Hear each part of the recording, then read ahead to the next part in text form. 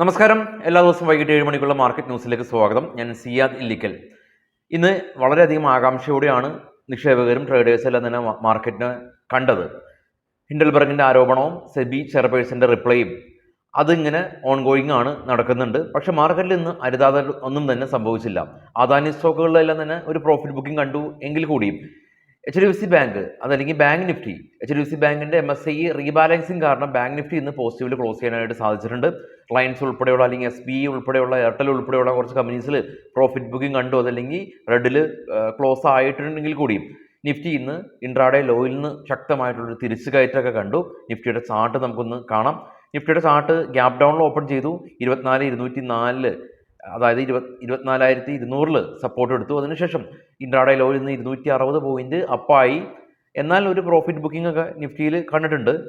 എങ്കിലും മാർക്കറ്റ് അതീവ ഒരു ബീറിഷായ രീതിയിലൊന്നും ഇന്ന് ട്രേഡ് ചെയ്തിട്ടില്ല എന്നുള്ളത് ആശ്വസിക്കാൻ വക നൽകുന്നുണ്ട്. നിഫ്റ്റിയിൽ ഇന്ന് ONGC, hero MotoCorp, axis bank, Infosys, Divi's lab തുടങ്ങിയ കമ്പനീസ് 1.5 മുതൽ 2.5% വരെയുള്ള റാലി രേഖപ്പെടുത്തി. NTPC, Adani port, doctor Reddy, Britannia, SBI തുടങ്ങിയ കമ്പനീസിലാണ് പ്രോഫിറ്റ് ബുക്കിംഗ് കണ്ടിട്ടുള്ളത്. നാളെ ഫിൻനിഫ്റ്റിയുടെ എക്സ്പയറിയാണ്. ഫിൻനിഫ്റ്റിയുടെ ഓപ്പൺ ഇൻട്രസ്റ്റ് നോക്കാം. ആദ്യമായിട്ട് PCR ഏറ്റവും ടോപ്പിൽ കാണാം, 0.75. സ്പോട്ട് ഉള്ളത് 23,000 ആണ്. പുട്ട് സൈഡിൽ അങ്ങനെ വലിയൊരു സപ്പോർട്ട് സോണായിട്ട് പറയാൻ സാധിക്കില്ല. എന്നാൽ കോൾ സൈഡിൽ ഒരുപാട് സപ്പോർട്ട് ഉണ്ട്. എസ്പെഷ്യലി 23,500 എല്ലാം തന്നെ മേജർ റെസിസ്റ്റൻസ് സോണായിട്ട് കോൾ സൈഡിൽ ആക്ട് ചെയ്യുന്നുണ്ട്. വലിയൊരു റെഡ് ബാർ കാണാം.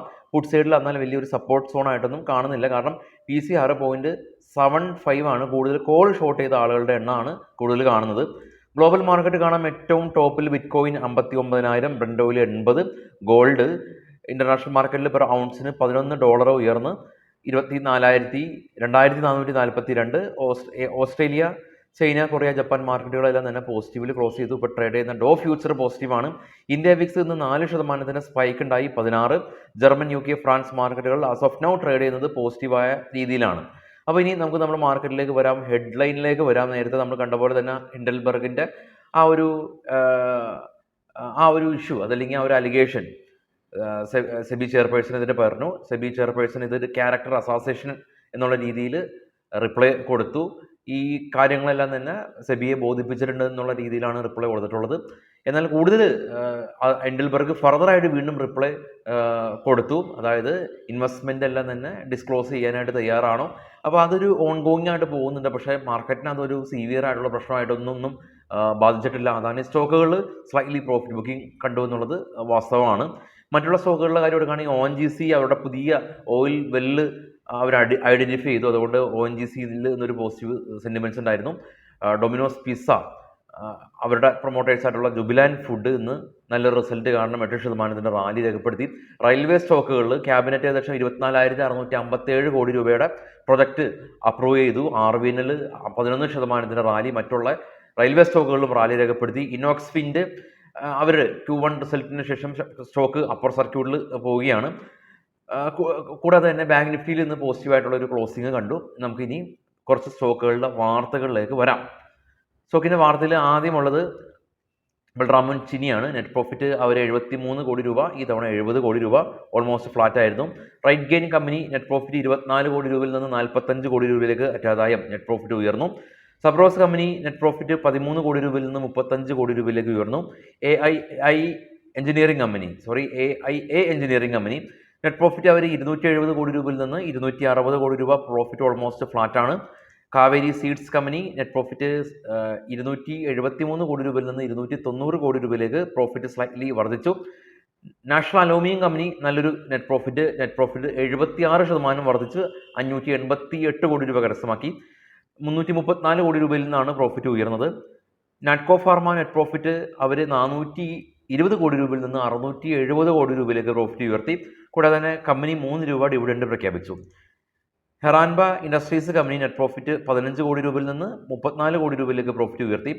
രട്ടൻ India enterprises company net profit ഇവർ 851 കോടി രൂപ കരസ്ഥമാക്കിയിട്ടുണ്ട്. 178 കോടി രൂപയിൽ നിന്നാണ് പ്രോഫിറ്റ് ഉയർന്നത്. ധനലക്ഷ്മി ബാങ്ക് കമ്പനി 8 കോടി രൂപ ലോസാണ്. കഴിഞ്ഞ തവണ 28 കോടി രൂപ പ്രോഫിറ്റ് ഉണ്ടായതാണ്. Navneet education company net profit 745 crore രൂപയിലേക്ക് ഉയർന്നിട്ടുണ്ട്. 47 കോടി രൂപയിൽ നിന്നാണ് പ്രോഫിറ്റ് ശക്തമായി ഉയർന്നത്. ഹൈടെക് പൈപ്പ് കമ്പനി 8 കോടി രൂപയിൽ നിന്ന് 18 കോടി രൂപയിലേക്ക് പ്രോഫിറ്റ് ഉയർത്തി. സേറ സാനിറ്ററി കമ്പനി 56 കോടി രൂപയിൽ നിന്ന് 47ലേക്ക് പ്രോഫിറ്റ് സ്ലൈറ്റ്ലി കുറഞ്ഞു. വോൾട്ടാസ് ഗംഭീര പ്രോഫിറ്റ് 160% പ്രോഫിറ്റ് ഉയർന്നു. 335 കോടി രൂപ 129 കോടി രൂപയിൽ നിന്നാണ് പ്രോഫിറ്റ് ഉയർന്നത്. റിലയൻസ് ഇവരുടെ ആദ്യത്തെ സോളാർ ഗിഗ ഫാക്ടറി ഉടനെ തന്നെ അവർ ഇനാഗ്രേറ്റ് ചെയ്യുമെന്ന് കമ്പനി അറിയിച്ചു. അമരാജ ബാറ്ററി പുതിയ ബാറ്ററി മാനുഫാക്ചറിങ് ഫെസിലിറ്റി ഇവർ ഇനാഗ്രേറ്റ് ചെയ്യുമെന്ന് കമ്പനി അറിയിച്ചിട്ടുണ്ട്. ഓറോബിന്റോ ഫാർമ കമ്പനി ഈ 570 കോടി രൂപയിൽ നിന്ന് 918 കോടി രൂപയിലേക്ക് പ്രോഫിറ്റ് ഉയർത്താനായിട്ട് സാധിച്ചു എന്നുള്ളതാണ് ഇപ്പോൾ ഉള്ള ന്യൂസ്. ഇനി നമുക്ക് Q&A സെക്ഷനിലേക്ക് പോകാം. ഒരു ആവേശത്തിന് Q&A ചെയ്യാമെന്ന് പറഞ്ഞെങ്കിൽ കൂടിയും അതിൻ്റെ ഒരു പ്രാക്ടിക്കൽ വശത്തിലേക്ക് കടന്നപ്പോഴാണ് അതിൻ്റെ ഒരു ടെക്നിക്കൽ ഡിഫിക്കൽറ്റി മനസ്സിലായത്. കാരണം ഒരിക്കലും നമുക്കത് എഡിറ്റ് ചെയ്യാൻ സാധിക്കില്ല. കാരണം എഡിറ്റ് ചെയ്ത് പോകുക എന്ന് പറയുന്നത് ഓൾമോസ്റ്റ് ഞാനൊരു ഫുൾ ടൈം ട്രേഡറാണ്, നിങ്ങൾക്കറിയാം. അപ്പോൾ ട്രേഡ് ചെയ്യുന്നു, അതിനുശേഷം ന്യൂസ് ചെയ്യുന്നു, രാവിലെ വൈകിട്ടും ചെയ്യുന്നു. ഓൾമോസ്റ്റ് ലൈഫ് തന്നെ വളരെ ബിസിയാണ്. വീക്കെൻഡിൽ നമുക്ക് ക്ലാസ് ഉണ്ടെങ്കിൽ കൂടിയും ഞാൻ അതിൽ നിന്ന് പിന്മാറുന്നൊന്നുമില്ല. ഞാൻ ജസ്റ്റ് അതിൻ്റെ ഒരു പ്രശ്നം പറഞ്ഞെന്നുള്ളൂ. അതുകൊണ്ട് തന്നെ എന്നെ ഹെൽപ്പ് ചെയ്യണം നിങ്ങൾ. അതായത് ഏതെങ്കിലും സംശയങ്ങൾ ചോദിക്കുകയാണെങ്കിൽ നിങ്ങൾ തന്നെ പരമാവധി സംശയങ്ങൾ അവർക്ക് റിപ്ലൈ കൊടുക്കാനായിട്ട് ശ്രമിക്കുക. കുറച്ച് ആളുകൾ മുന്നിട്ട് വരിക, അവർക്കൊക്കെ ഹെൽപ്ഫുൾ ആവും. അപ്പോൾ നമ്മുടെ ന്യൂസ് ഒരു എഡിറ്റിംഗ് ഒന്നും ഇല്ലാതെയാണ്. കാരണം എനിക്ക് വർഷങ്ങളായിട്ട് ഇങ്ങനെ ന്യൂസ് ചെയ്ത് എഡിറ്റിംഗ് ഇല്ലാതെ ചെയ്യാനായിട്ട് പറ്റുന്നുണ്ട്. അപ്പോൾ ഇതും എനിക്ക് എഡിറ്റ് ചെയ്യാതെയാണ് ചെയ്യാൻ പറ്റുള്ളൂ. കമൻറ്റുകൾ ഞാൻ നോക്കിയിട്ടില്ല ആക്ച്വലി. അപ്പോൾ അതുകൊണ്ട് ലാഗ് ഉണ്ടാവും. എനിക്ക് ഇഷ്ടമുണ്ട് ഓരോ കമൻറ്റ് ചെയ്ത ആളുടെ പേരൊക്കെ നമ്മുടെ സ്ക്രീനിൽ കാണിക്കണമെന്നൊക്കെ. പക്ഷെ അത് വളരെ ബുദ്ധിമുട്ടാണ്, എഡിറ്റ് ചെയ്യുന്ന ആളുകൾക്ക് അറിയാം. ആദ്യത്തെ ഒരു സോർട്ട് ബൈ ന്യൂസ്റ്റ് ഫസ്റ്റായിട്ട് ഇടാം. ആദ്യത്തെ ഡൗട്ട് ചോദിച്ചിരിക്കുന്നത് സ്റ്റോപ്പ് ലോസിൻ്റെ ഒരു പ്രസക്തി എന്താ എന്നുള്ളതാണ്. How to effective trailing stop loss. Comment മലയാളത്തിലും ഇംഗ്ലീഷിലും മംഗ്ലീഷിലും ഒക്കെ ഉണ്ടതുകൊണ്ട് തന്നെ ഭയങ്കര ബുദ്ധിമുട്ടാണ്. എങ്കിലും കൂടിയും ട്രെയിലിംഗ് സ്റ്റോപ്പ് ലോസിൻ്റെ പ്രസക്തി എന്താണെന്നാണ് ഒരു സുഹൃത്ത് ചോദിച്ചിരിക്കുന്നത്. അപ്പോൾ ട്രെയിലിംഗ് സ്റ്റോപ്പ് ലോസ് 100 രൂപ വാങ്ങിച്ചു, നമ്മൾ 110 രൂപയ്ക്ക് വിൽക്കാനായിട്ട് നമ്മൾ തീരുമാനിച്ചു. അതിനൊരു 90 രൂപ സ്റ്റോപ്പ് ലോസ് കിട്ടും. സ്റ്റോക്ക് റാലി രേഖപ്പെടുത്താണ് 105 സ്റ്റോക്ക് എത്തി. ആദ്യത്തെ സ്റ്റോപ്പ് ലോസ് എവിടെയാണ്? 90 രൂപ. അപ്പോൾ സ്റ്റോപ്പ് ലോസ് എഡിറ്റ് ചെയ്ത് 100ലേക്ക് ആക്കാം. വീണ്ടും സ്റ്റോക്ക് കയറി പോകുകയാണെങ്കിൽ സ്റ്റോപ്പ് ലോസ് എഡിറ്റ് ചെയ്ത് മുകളിലേക്ക് കയറ്റാം. അങ്ങനെ സ്റ്റോപ്പ് ലോസിനെ നമ്മൾ ലിഫ്റ്റ് ചെയ്ത് കൊണ്ടുവരികയാണ് ചെയ്യുന്നത്. അപ്പോൾ സ്റ്റോക്ക് റാലി രേഖപ്പെടുന്നതാണെങ്കിൽ നമുക്ക് നല്ല റാലി കിട്ടും. തിരിച്ചിറങ്ങുകയാണെങ്കിൽ നമുക്ക് പ്രോഫിറ്റ് കുറച്ചെങ്കിലും നമുക്ക് ഗ്യാരണ്ടീഡ് ആണെന്നുള്ളതാണ് ട്രെയിലിംഗ് സ്റ്റോപ്പ് ലോസ്. ഇത് നമുക്ക് മാനുവലി ചെയ്യണമെന്നില്ല. അതിനൊക്കെ നമ്മുടെ ബ്രോക്കറിങ് ആപ്പ് അത് അലോ ചെയ്യുന്നുണ്ട്. എൻ്റെ പ്രശ്നം ഞാൻ ഈ റിപ്ലൈ വളരെ എക്സ്പ്ലെയിൻ ചെയ്ത് പറയാനാണ് താല്പര്യം. അപ്പോൾ വലിയ ലെങ്തി ആയി പോകും വീഡിയോ. പിന്നീട് അപ്പർ സർക്യൂട്ട് ലോവർ സർക്യൂട്ട് ഒരാൾ ചോദിച്ചിട്ടുണ്ട്. ഒരു സ്റ്റോക്ക് ശക്തമായി റാലി രേഖപ്പെടുത്തി അങ്ങ് പോകില്ല. ഒരു 5% അല്ലെങ്കിൽ 10% അല്ലെങ്കിൽ 20% എത്തുമ്പോൾ ലിമിറ്റ് ചെയ്യും. അപ്പോൾ അത് നമ്മുടെ എക്സ്ചേഞ്ച് ലിമിറ്റ് ചെയ്തിരിക്കുന്നതാണ്. അതിനെയാണ് നമ്മൾ അപ്പർ സർക്യൂട്ട് എന്ന് പറയുന്നത്. അതുപോലെ തന്നെ ഇടിയുമ്പോൾ ശക്തമായിട്ട് ഇടിഞ്ഞു പോകില്ല. ഒന്നില്ലെങ്കിൽ 5% അല്ലെങ്കിൽ 10, മാക്സിമം 20 വരെ. 20-ന് ശേഷം ആ സ്റ്റോക്ക് അന്നത്തെ ദിവസം റാലിയോ ഫോളോ ഉണ്ടാവില്ല. അതാണ് അപ്പർ സർക്യൂട്ട് ലോവർ സർക്യൂട്ട്. ഇതൊക്കെ അറിയാവുന്ന ആളുകൾക്ക് പറഞ്ഞു കൊടുക്കാവുന്നേ ഉള്ളൂ.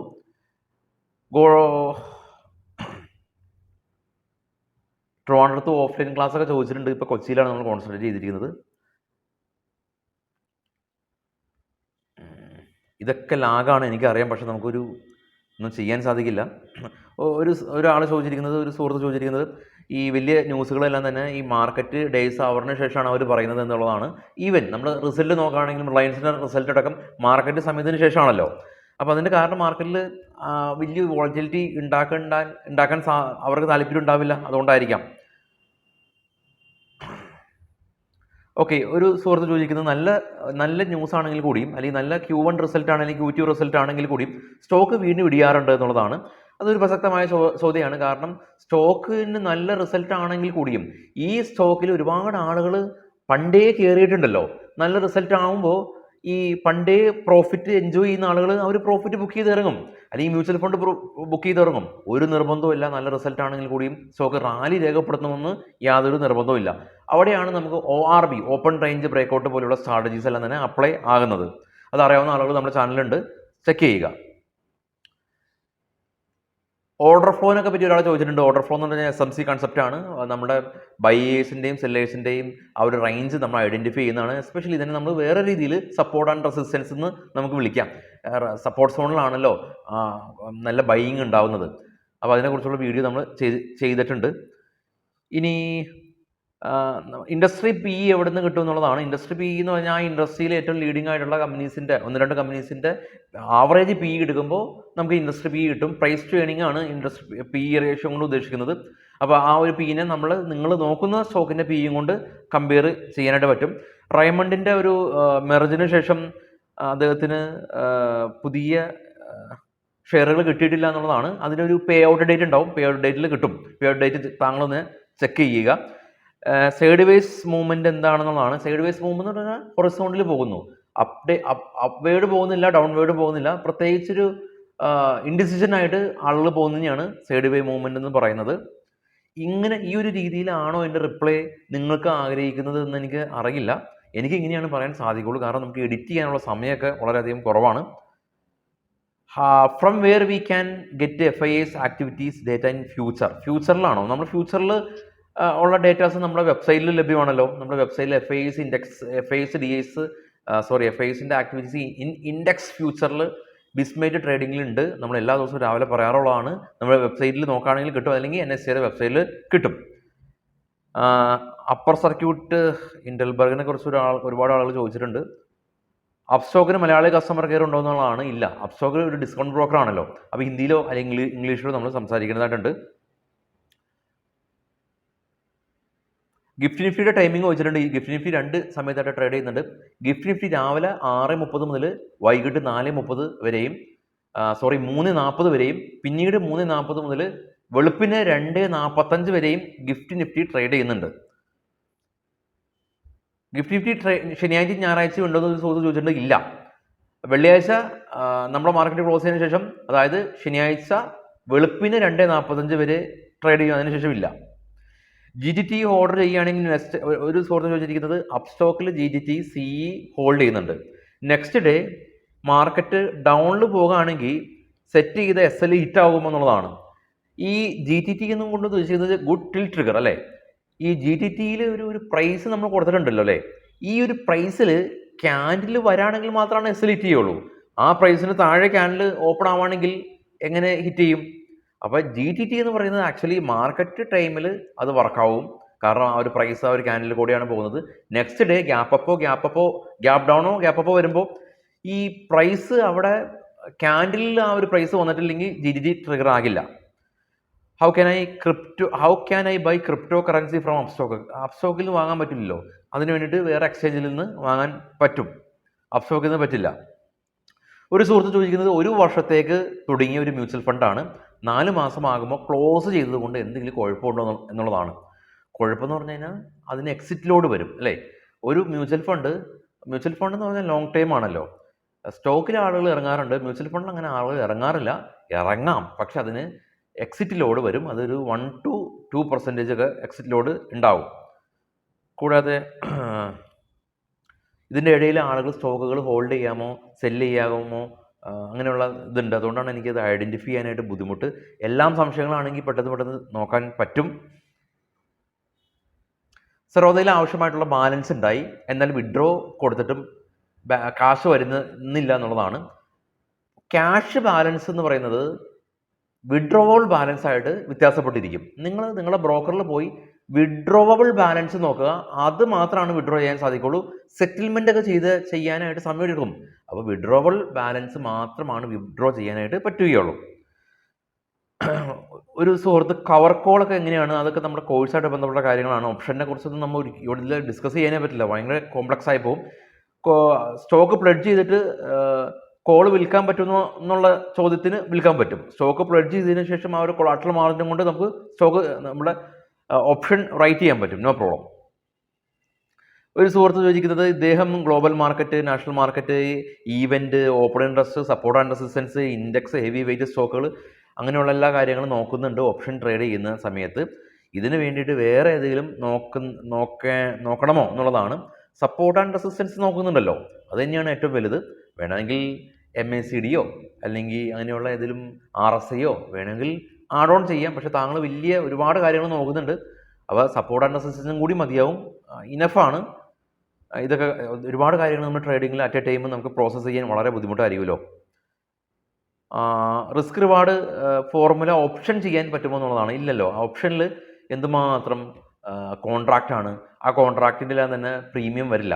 ഈ ഗൂഗിൾ ഫിനാൻസിൽ നമ്മൾ എല്ലാ സ്റ്റോക്കുകളുടെയും പ്രൈസ് ഓട്ടോമാറ്റിക്കലി അപ്ഡേറ്റ് ചെയ്യും എന്നുള്ളതാണ്, ചെയ്യാൻ പറ്റും എന്നുള്ളതുകൊണ്ടാണ് നമുക്ക് ആ ഒരു ഫോർമുല, അതായത് കഴിഞ്ഞ ശനിയാഴ്ച നമ്മൾ ചെയ്തിട്ടുള്ള ആ ഒരു വീഡിയോയിൽ ഫോർമുല ചെയ്യാൻ പറ്റിയിട്ടുള്ളത്. ഓപ്ഷനിൽ അത് പറ്റില്ല. Broker app through mutual fund long time investment നടത്തിയതിന് ശേഷം ബ്രോക്കർ പൂട്ടിപ്പോയാൽ ഇൻവെസ്റ്റ്മെൻറ്റ് ട്രാക്ക് ചെയ്യാം. ഇൻവെസ്റ്റ്മെൻറ്റ് ട്രാക്ക് ചെയ്യുന്നത് എവിടെയാണ്? CDSലും NSDയിലും നമുക്ക് നമ്മുടെ ഇൻവെസ്റ്റ്മെൻറ്റ് ട്രാക്ക് ചെയ്യാനായിട്ട് സാധിക്കും.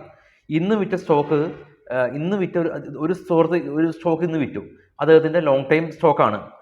ആ സ്റ്റോക്കിൽ കാശ് കിട്ടിയല്ലോ, അതുകൊണ്ട് വേറെ സ്റ്റോക്ക് വാങ്ങാൻ പറ്റുമോ എന്നുള്ളതാണ്. വാങ്ങാൻ പറ്റും, യാതൊരു പ്രശ്നമില്ല. ആ സ്റ്റോക്കിൻ്റെ 80% നമുക്ക് കിട്ടിയിട്ടുള്ളത്. ആ കാശ് കൊണ്ട് നമുക്ക് വേറെ സ്റ്റോക്ക് വാങ്ങാം, അതിന് പ്രശ്നമില്ല. NSEയിൽ വാങ്ങിയ സ്റ്റോക്ക് BSEയിൽ വിൽക്കാൻ പറ്റുമെന്നുള്ളതാണ്. വിൽക്കാം, പ്രശ്നമില്ല. മ്യൂച്വൽ ഫണ്ട് ഇപ്പോൾ എല്ലാ വീഡിയോ ഡയറക്ടർ പ്ലാനാണ് റിട്ടേൺ കിട്ടുക എന്നുള്ളതാണ്. ആ മ്യൂച്വൽ ഫണ്ടിനെ കുറിച്ച് ഒരു സെപ്പറേറ്റ് വീഡിയോ നമുക്ക് ചെയ്യാം. ഒരുപാട് കാര്യങ്ങളുണ്ട് ഡയറക്ട് പ്ലാനും അതായിട്ട് ബന്ധപ്പെട്ടുള്ള ഒരുപാട് കാര്യങ്ങൾ നമുക്ക് മ്യൂച്വൽ ഫണ്ട് ഒരു സെപ്പറേറ്റ് വീഡിയോ ചെയ്യാം. അപ്പോൾ ക്ലാരിറ്റി വരും. കുപ്പിഡ് എന്തുകൊണ്ടാണ് അപ്പർ സർക്യൂട്ട് പോകുന്നത് എന്നുള്ളതാണ്. കുപ്പിഡിന് ഒരു UAEയിൽ അവരുടെ ഒരു പുതിയൊരു സബ്സിഡിയറി കമ്പനി ഓപ്പൺ ആയിട്ടുണ്ടല്ലോ, അതുകൊണ്ടായിരിക്കാം സ്റ്റോക്ക് റാലി രേഖപ്പെടുന്നത്. നിഫ്റ്റി ഫ്യൂച്ചർ ഗ്യാപ്പ് അപ്പിൽ ഓപ്പൺ ചെയ്തു. Nifty 50 after market order call option buy ചെയ്യാൻ സാധിക്കുമ്പോൾ തലേദിവസം നിങ്ങൾ ഒന്നില്ലെങ്കിൽ മലയാളത്തിൽ എഴുതാം, അല്ലെങ്കിൽ ഇംഗ്ലീഷിൽ എഴുതാം. മംഗ്ലീഷിൽ എഴുതാതിരിക്കുക. മംഗ്ലീഷിൽ തന്നെ മിക്സ് ചെയ്യുമ്പോൾ ഭയങ്കര ബുദ്ധിമുട്ടാണത്. നിഫ്റ്റി ഫ്യൂച്ചർ 6:30 ഗ്യാപ്പ് അപ്പിൽ ഓപ്പൺ ചെയ്താൽ Nifty 50 option after market order call option, എനിക്കത് ഈ ഹിത്ത് ബാൻ അദ്ദേഹത്തിൻ്റെ മെസ്സേജ് എനിക്ക് ഐഡൻറ്റിഫൈ ചെയ്യാൻ പറ്റുന്നില്ല.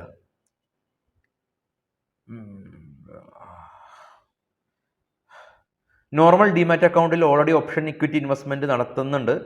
SBI അക്കൗണ്ട് NRI ആണ്. ഓക്കെ, NRIസിന് FNO ചെയ്യാനായിട്ട് നിലവിലെ സാധാരണ ഡിമാറ്റ് അക്കൗണ്ട് ഉപയോഗിക്കാതിരിക്കുക. വേറെ ബ്രോക്കർ, അതായത് PSE അക്കൗണ്ട് ഉപയോഗിക്കാനായിട്ട് ശ്രമിക്കുക. അതാണ് ബെറ്റർ. ഈ ഒരു FNO ബാൻ ആയിട്ടുള്ള സ്റ്റോക്കുകളിൽ എന്തെങ്കിലും നെഗറ്റീവ് ഇമ്പാക്റ്റ് ഉണ്ടാവും എന്നുള്ളതാണ്. ഇക്വിറ്റിയിൽ ട്രേഡ് ചെയ്യുന്ന ആളുകൾക്ക് ഇമ്പാക്റ്റ് ഇല്ല.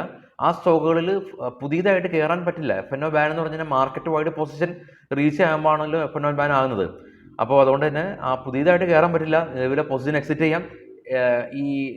നമ്മളെ ഈ സ്റ്റോക്കിൻ്റെ ഇൻവെസ്റ്റ്മെൻറ്റിന്, അതായത് ഇക്വിറ്റി മാർക്കറ്റിൽ ഇതിന് ബാധിക്കില്ല.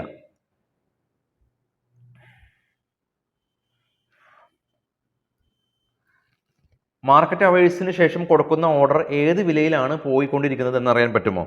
മാർക്കറ്റ് അവേഴ്സിന് ശേഷം നമുക്ക് AM ഓർഡർ ആണല്ലോ പ്ലേസ് ചെയ്യാൻ പറ്റുന്നത്. അപ്പോൾ AM order next day market open ചെയ്യുന്ന സമയത്ത് ഏതാണോ പ്രൈസ് ഉള്ളത് ആ പ്രൈസിൽ തന്നെയാണ് എക്സിക്യൂട്ട് ആവുക. അല്ലാതെ നമ്മൾ ഉദ്ദേശിക്കുന്ന പ്രൈസിലൊന്നും എക്സിക്യൂട്ട് ആവില്ല. ഡിവിഡൻഡ് എത്ര ദിവസം കൊണ്ട് അക്കൗണ്ടിൽ വരും? ഡിവിഡൻഡ് പേ ഔട്ട് ഡേറ്റിൽ അക്കൗണ്ടിൽ വരും. പേ ഔട്ട് ഡേറ്റ് താങ്കൾ ചെക്ക് ചെയ്യുക. ഒരു സുഹൃത്ത് ചോദിച്ചിട്ടുണ്ട്, ഫേസ് വാല്യൂ സ്റ്റോക്കായിട്ട് ബന്ധമുണ്ടോ എന്നുള്ളതാണ്. അത് നല്ല ക്വസ്റ്റ്യനാണ്. ഫേസ് വാല്യൂ ആയിട്ട് നമ്മുടെ സ്റ്റോക്കിന് ബന്ധം ഉണ്ടാകുന്നത് ഡിവിഡൻഡ് ഇഷ്യൂ ചെയ്യുമ്പോഴാണ്. കമ്പനി ഒരു 200% ഡിവിഡൻഡ് ഇഷ്യൂ ചെയ്തു എന്ന് കരുതുക. 200%ആണ് ഏതിൻ്റെ? ഫേസ് വാല്യൂടെ 200%ആണ് ഡിവിഡൻഡ് നൽകുന്നത്, അല്ലാതെ LTPD അല്ല. ആ ഒരു പെർസ്പെക്റ്റീവിൽ ഫേസ് വാല്യൂവിന് പ്രസക്തി ഉണ്ട്. അല്ലാതെയുള്ള കാര്യങ്ങൾക്ക് ഫേസ് വാല്യൂവിന് പ്രസക്തി ഇല്ല. സ്റ്റോക്കിൻ്റെ LTP മറ്റുള്ള ഫണ്ടമെൻ്റൽ അനാലിസിസ് ആണല്ലോ പ്രസക്തി. കുറേ ആൾക്കാർ ഹിൻഡൽ മെല്ലറിനെ കുറ്റം പറഞ്ഞ് ചെയ്തിട്ടുണ്ട്.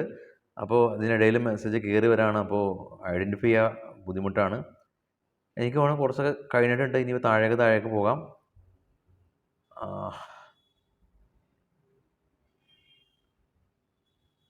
കഴിഞ്ഞിട്ടുണ്ട്. ഇനി ഒരാളുടെ കൂടി ഉണ്ട്. ഒരാളുടെ കൂടി, അതായത് MJ അനൂപ്. ഗ്യാപ്പപ്പ് അദ്ദേഹം ആദ്യമായിട്ട് ചോദിച്ചാണ്ടോ? ആദ്യത്തെ ക്വസ്റ്റ്യൻ ആയിരുന്നു. ഗ്യാപ്പപ്പ് വരുമ്പോൾ മറ്റൊരു ദിവസത്തെ ഗ്യാപ്പ് ഫില്ലിങ്ങിന് മുകളിൽ പോയെന്ന് കരുതുക മാർക്കറ്റ്. അപ്പോൾ ഗ്യാപ്പ് ഫില്ല് ആയെന്ന് കരുതാൻ സാധിക്കുമോ? കാരണം ഗ്യാപ്പിന് മുകളിൽ പോയി എന്നാൽ ആ ഗ്യാപ്പ് ഫില്ല് ചെയ്യേണ്ട പ്രൈസ് ചെയ്തിട്ടുമില്ല. സംശയം 2, ലിക്വിഡിറ്റി ഗ്രാബ് ചെയ്യാൻ മാർക്കറ്റ് എത്ര ദിവസത്തിനുള്ളിൽ തിരിച്ചു വരാൻ കാത്തിരിക്കണം?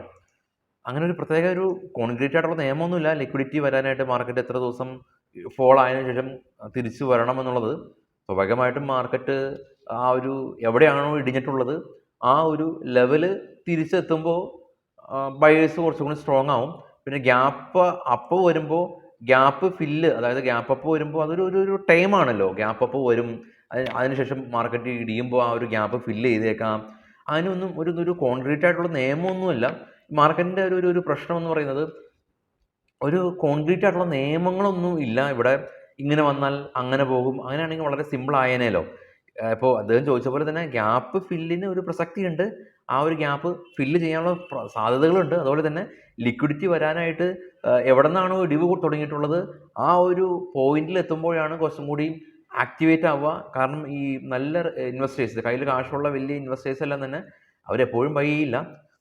അവർ ആ ഒരു നല്ല രീതിയിലുള്ള ലിക്വിഡിറ്റി വരുമ്പോഴാണ് ബൈ ചെയ്യുള്ളൂ. ലിക്വിഡിറ്റി വരുന്നത് സ്വാഭാവികമായിട്ടും ഇടിഞ്ഞ ആ ഒരു പ്രൈസിൽ തിരിച്ചെത്തുമ്പോഴാണ്. ഓക്കെ, ഇത് നമ്മൾ കണ്ടിന്യൂ ചെയ്യുകയാണെങ്കിൽ ഞാൻ എന്താണ് ഈ ഒരു രീതിയിലാണ് പോകാൻ പറ്റുള്ളൂ. കാരണം നമ്മുടെ കമൻറ്റ് നിങ്ങൾ തന്നെ നോക്കുക, ഒരുപാട് കമൻ്റ് ഉണ്ട്. ഇംഗ്ലീഷിലും മലയാളത്തിലും ഒരുപാട് ആളുകൾ വിഷ് ചെയ്യുന്നുണ്ട്. അപ്പോൾ ഇത് എനിക്കൊരു ഒറ്റ സ്ട്രെച്ചായിട്ട് പോകണം. Almost time അപ്പായിട്ടുണ്ട്. എഡിറ്റ് ചെയ്യുക എന്നുള്ളത് വളരെ ഇമ്പോസിബിൾ ആയിട്ടുള്ള കാര്യമാണ്. എഡിറ്റ് ചെയ്യാൻ പറ്റും. എങ്ങനെയാണ് നമ്മളൊരു എന്താണ് കുറച്ചും കൂടി കണ്ടൻറ്റ്, അതായത് ന്യൂസിൻ്റെ കണ്ടൻറ്റ് ഒഴിവാക്കുകയാണെങ്കിൽ നമുക്ക് എഡിറ്റ് ചെയ്യാൻ പറ്റും. പക്ഷേ ന്യൂസിൻ്റെ കണ്ടൻറ്റ് ആസ് ഇറ്റ് ഈസ് അതേ കണ്ടൻറ്റാണ് നമ്മൾ ന്യൂസിൽ, കുറച്ചിട്ടൊന്നുമില്ല. അപ്പോൾ അതുകൊണ്ട് തന്നെ ഈ ഒരു പ്രൈസ് നമുക്ക് ഈ ഒരു പ്രൈസല്ല, ഈ ഒരു എഡിറ്റ് ആ ഒരു ഇഷ്യൂ ഉണ്ടാവും. അപ്പോൾ ചില ആളുകൾക്ക് ലാഗ് ഫീൽ ചെയ്യും. മറ്റേത് ഞാൻ പെട്ടെന്ന് പറഞ്ഞു പോകുമല്ലോ. എനിവേ ഇതുവരെയൊക്കെ ന്യൂസ് ഇതുവരെയൊക്കെ കണ്ട ആളുകൾ എത്ര മാത്രം ഉണ്ടോ എന്ന് എനിക്കറിയില്ല. എല്ലാവർക്കും ശുഭ രാത്രി. Thank you all.